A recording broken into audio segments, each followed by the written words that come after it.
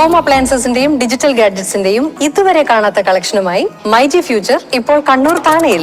കണ്ണൂരിന്റെ കണ്ണു തള്ളും. ആനപ്പാപ്പാനാവാൻ ആനയെക്കുറിച്ചൊന്നും അറിയണ്ടേ? PSCയുടെ ആനപ്പാപ്പാൻ പരീക്ഷയിലെ 100 ചോദ്യങ്ങളിൽ ഒന്നുപോലും ആനയെക്കുറിച്ചില്ല. ഇക്കഴിഞ്ഞ ദിവസമാണ് വയനാട് എറണാകുളം വനംവകുപ്പിന് കീഴിലുള്ള ആനപ്പാപ്പാന്മാർക്കായി പരീക്ഷ നടന്നത്. വനം വകുപ്പിന്റെ ആനപ്പാപ്പാന്മാരെ തിരഞ്ഞെടുക്കാനുള്ള PSC പരീക്ഷയിൽ അന്താരാഷ്ട്ര കാര്യങ്ങൾ സംബന്ധിച്ച ചോദ്യങ്ങൾ മാത്രമായിരുന്നു ഉണ്ടായിരുന്നത്. 100 എണ്ണത്തിൽ ആനയെക്കുറിച്ച് മാത്രം ഒരു ചോദ്യവുമില്ല. Doctor Katalin Kariko, doctor Drew Weissman ഇവർക്ക് എന്തിനാണ് നൊബേൽ കിട്ടിയത്? ചാന്ദ്രയാൻ 3ന്റെ പ്രോജക്ട് ഡയറക്ടർ ആരാണ്? ദുബൈയിൽ നടന്ന COP28 ഉച്ചകോടി ഏത് വിഷയവുമായി ബന്ധപ്പെട്ടതാണ്?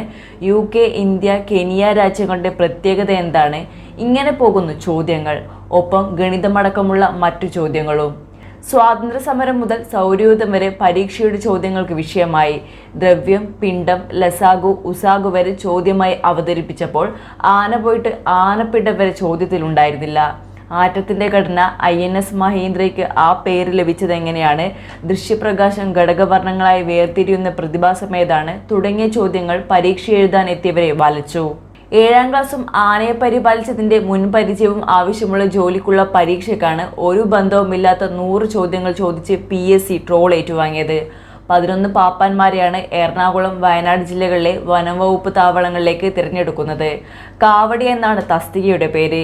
70ലധികം പേർ പരീക്ഷ എഴുതി. അതേസമയം ദേവസ്വത്തിന്റെ പാപ്പാൻ പരീക്ഷയ്ക്ക് 4ാം ക്ലാസ്സാണ് യോഗ്യത. ഗ്രേഡ് തസ്തികൾക്കൊപ്പം പൊതുവായി നടത്തിയ പരീക്ഷ ആയതിനാലാണ് ഇത്തരം ചോദ്യങ്ങൾ വന്നത് എന്നാണ് PSC പറയുന്ന ന്യായം. പൊതുവിജ്ഞാന പരീക്ഷയ്ക്ക് ശേഷം ആനയെ പരിചരിക്കുന്നതിലെ പ്രായോഗിക പരിചയം പരീക്ഷിക്കും. 3 മാസം മുൻ പാഠ്യപദ്ധതി പ്രസിദ്ധീകരിച്ചാണ് പരീക്ഷ നടത്തിയതെന്നും അന്നാരും പരാതി പറഞ്ഞില്ലെന്നും PSC പറയുന്നു.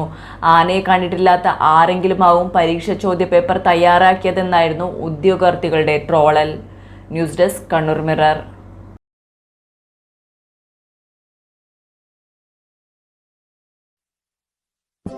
ഹെൽത്ത് എമർജൻസീസിൽ നിന്നും നമ്മളെയും നമ്മുടെ കുടുംബത്തെയും സംരക്ഷിക്കേണ്ടത് അത്യാവശ്യമാണ്. അതുകൊണ്ട് ശരിയായ സമയത്ത് ശരിയായ തീരുമാനങ്ങൾ എടുക്കുന്നത് ഗുണം ചെയ്യും. ഹെൽത്ത് ഇൻഷുറൻസ് പോലെ. ഹെൽത്ത് ഇൻഷുറൻസ് നമ്മുടെ ഇവിടുത്തെ നല്ല ഹോസ്പിറ്റലുകളിൽ ക്യാഷ്ലെസ് ട്രീറ്റ്മെന്റ് നൽകും. ഒപ്പം പിന്നെ പോസ്റ്റ് ഹോസ്പിറ്റലൈസേഷൻ ചെലവും ലഭിക്കും.